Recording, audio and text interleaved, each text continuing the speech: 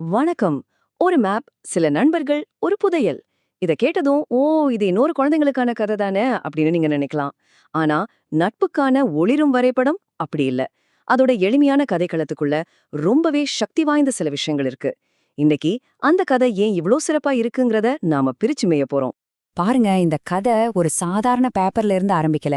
அதுவும் மென்மையான பொன்னிற ஒளியோட ஆரம்பிக்குது. இந்த மாயாஜால உணர்வு தான் நொடியில இருந்தே நம்மள உள்ள இழுக்குது. இது வெறும் ஒரு அட்வென்ச்சர் மட்டும் இல்ல, இதுல ஏதோ ஒரு மர்மம் இருக்கு. அத நம்ம கண்டுபிடிக்கணும்னு நம்ம மனசுக்குள்ள ஒரு ஆர்வத்தை தூண்டுது.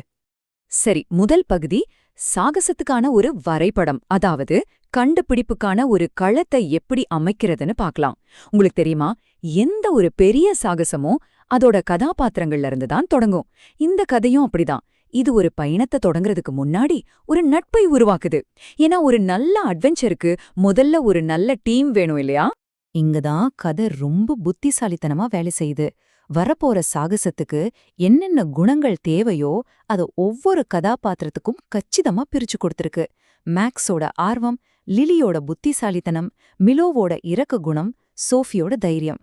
தனித்தனியா பார்த்தா இதெல்லாம் நல்ல குணங்கள். ஆனா இவங்க எல்லாரும் ஒன்னா சேரும்போதுதான் யாராலும் ஜெயிக்க முடியாத ஒரு முழுமையான டீம் உருவாகுது.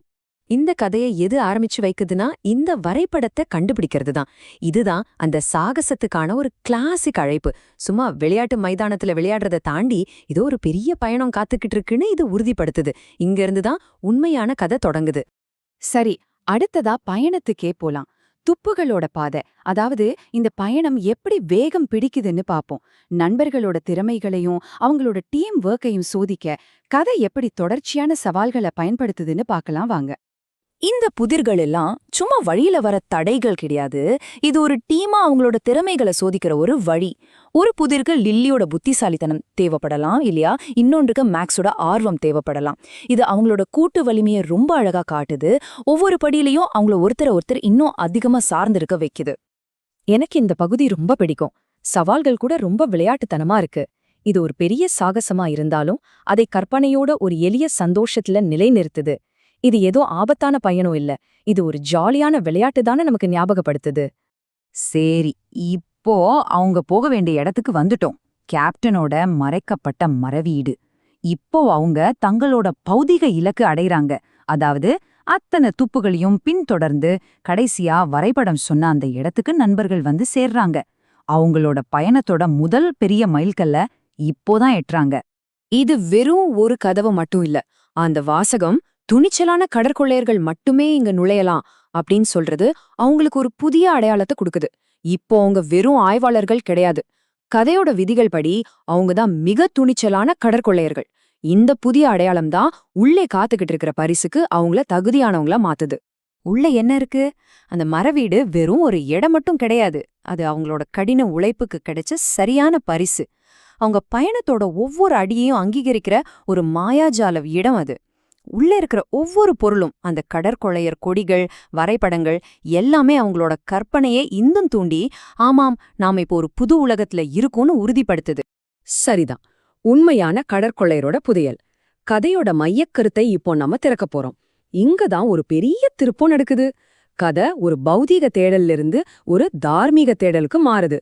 அதோட உண்மையான நோக்கம் என்னன்னு நமக்கு இங்கதான் தெரிய வருது. அந்த பெட்டியை திறக்க அவங்க இந்த கேள்விக்கு பதில் சொல்லணும்.